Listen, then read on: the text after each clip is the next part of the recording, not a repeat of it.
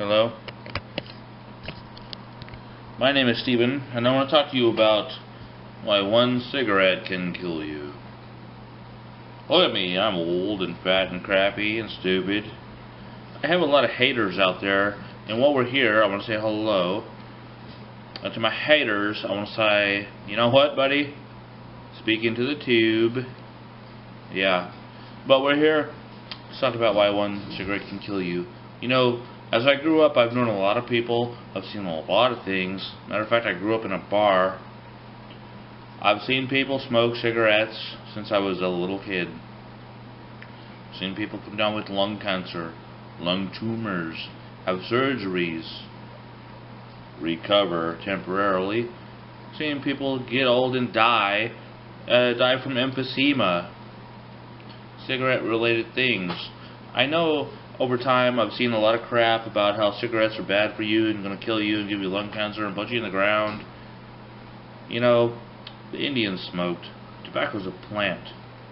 I'm not saying it's good for you, but I think maybe we've been lied to. Recently I decided, you know, I've always had an eating disorder. I eat everything. Yeah, I'm fat. I love food. If I'm bored, happy, mad, sad, anything, glad, I eat everything, no matter what. Whatever the occasion is, I eat everything. And my friends are skinny, they're beautiful, they get laid all the time, they smoke cigarettes. Now I'm older. I thought, you know what? Maybe I should be like my friends. Maybe I should pick up a pack of cigarettes and start smoking and put down the food and stop eating everything. Stop just gorging and pigging out all the time. On my way to work, you know, usually I'll stop at the drive-thru and get some breakfast, and then I'll stop at the store to get some snacks for later, and then I'll get to work, and by that time, everything I bought has been consumed. A few hours later, I'm thinking, you know what, it's time to go to lunch. I've got to go to a sit-down restaurant for 4 hours and pig out on everything. I need a 7-course meal. Oh my God, I feel dizzy. But anyway, one day I decided, you know what, I'm on my way to work, I'm going to skip breakfast.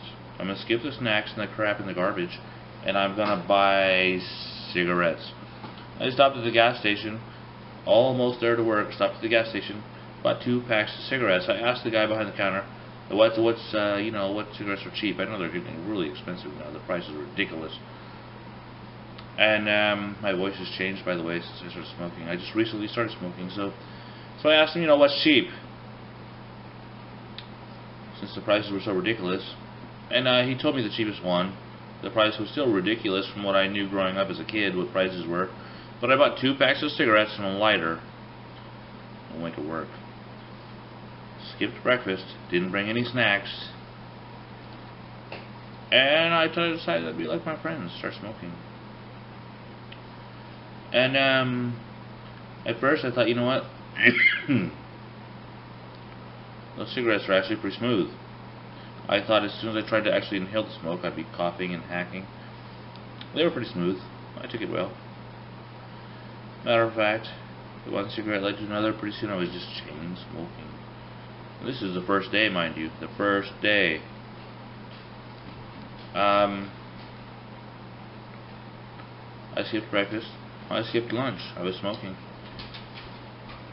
The cigarettes, you know, they fill that void. When I'm bored, pick up the food, no, pick up the cigarette. Okay? I felt euphoric, like you know, like people might sometimes say they got a buzz from nicotine, a nicotine buzz. I felt that. And I thought, wow, this is cool, let me have another cigarette. Day 2. Smoking, smoking, smoking. Not picking out, not eating everything. Thinking skinny and smoking. This is great. One cigarette after another. Chain smoke. I love chain smoking. Chain smoker on day 2 of smoking. Got to the end of the workday. Time to go home. Something wasn't right. I could feel something in my lungs. Something that was irritating, scratchy. I could feel mucus gathering in my lungs. I started having sinus problems. I started developing a sore throat. Day 2 of smoking. I think the problem started on day 1, and on day 2 they just started magnifying and getting worse. And I started thinking, what's going on here? Is it really the tobacco that's so bad for me as I've been taught?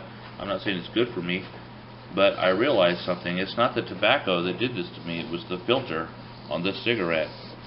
The filter is composed of tiny little fibers of fiberglass fibers. If you ever dug through fiberglass insulation, you notice how it penetrates your skin and makes you itch everywhere, and you can't seem to wash it off. Trying to wash it off makes it worse.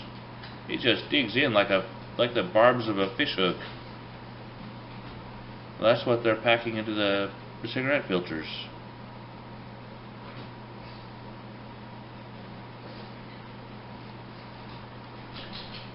So I've been led to believe, by commercials and stuff on TV, that it was the tobacco that was bad for me. I feel I've been lied to. It was the filter. They were trying to draw my attention away from the filter, which is what was bad.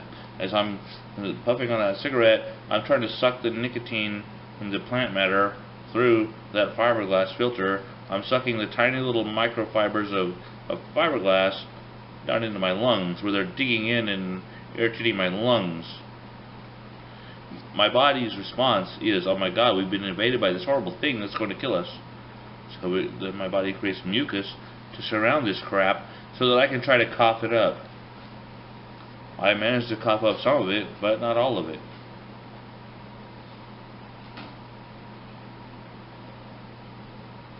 Now, if you study a simple thing in the realm of science, a simple thing called basic crystal growing,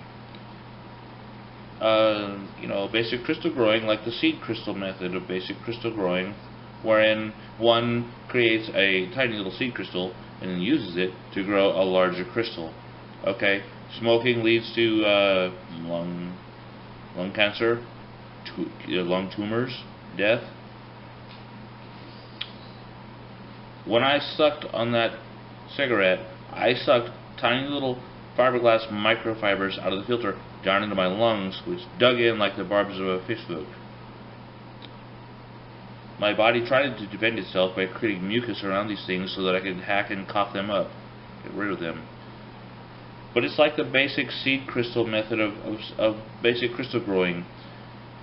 Those little microfibers of fiberglass from the filter dig into my lungs and get stuck there. I hack and cough some of them up, but not all of them. And the ones that stay, it's like it planted the seed for the lung tumor to grow from. It wasn't the tobacco. It's the filter. This is why I'm realizing, you know what? One cigarette can kill you. It may take 20 or 30 years down the road to do it, even longer, but one cigarette can kill you. And it's not the tobacco, it's the filter. Which doesn't mean the tobacco is bad for you. And so after 2 days of smoking, I decided to try an experiment. Even though my health is trashed, this morning I didn't even feel like getting up and going to work. Oh my God. This morning I felt like I should rush to the emergency room. Even though I'm the last person to ever go to the doctor, I hate to go to the doctor for anything. This morning I was wondering if I was going to die. I was considering whether I should go to the emergency room. And this has reminded me of a story that I forgot about. Long time ago. Long time ago, I was working, doing construction work, matter of fact. And out in the elements, like winter, it was extremely cold.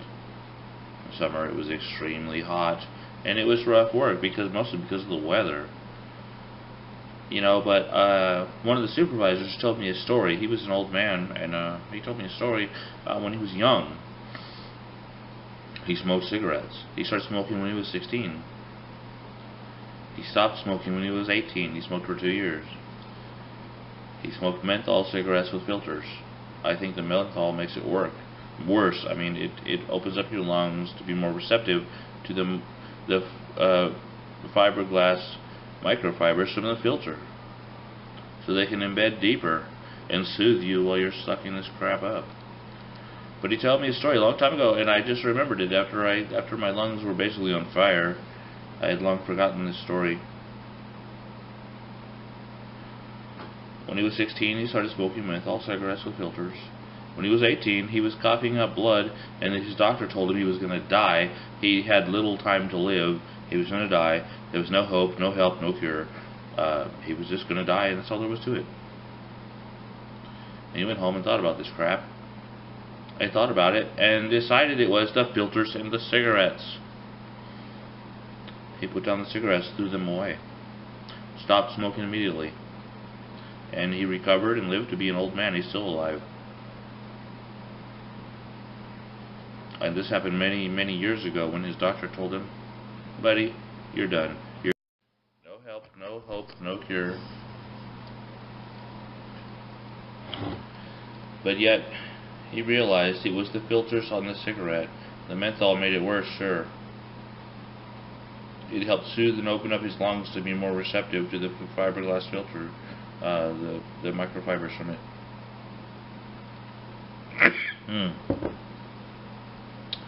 2 days of smoking. Matter of fact, this is day 3 now, because this is day 3, and this is basically me recovered. This is not the bad part of my coughing and hacking and lungs on fire. That part was not recorded. But this is day 3. Today I was smoking the same cigarettes, but I was tearing the filters off first.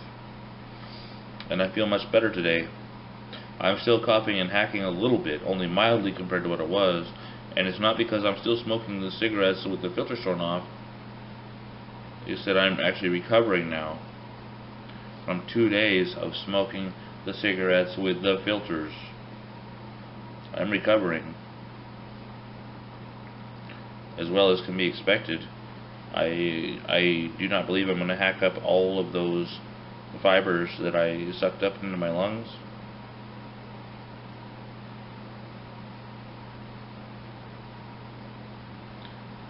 But it's time to wake up and realize something here about, what really is bad about the cigarette. The Indians smoked. It's a plant. It's natural. I'm saying it's good for you. But it's the fiberglass man-made filter that's stuck on the end of that cigarette, in my opinion, that's causing the lung cancer, causing the lung tumors.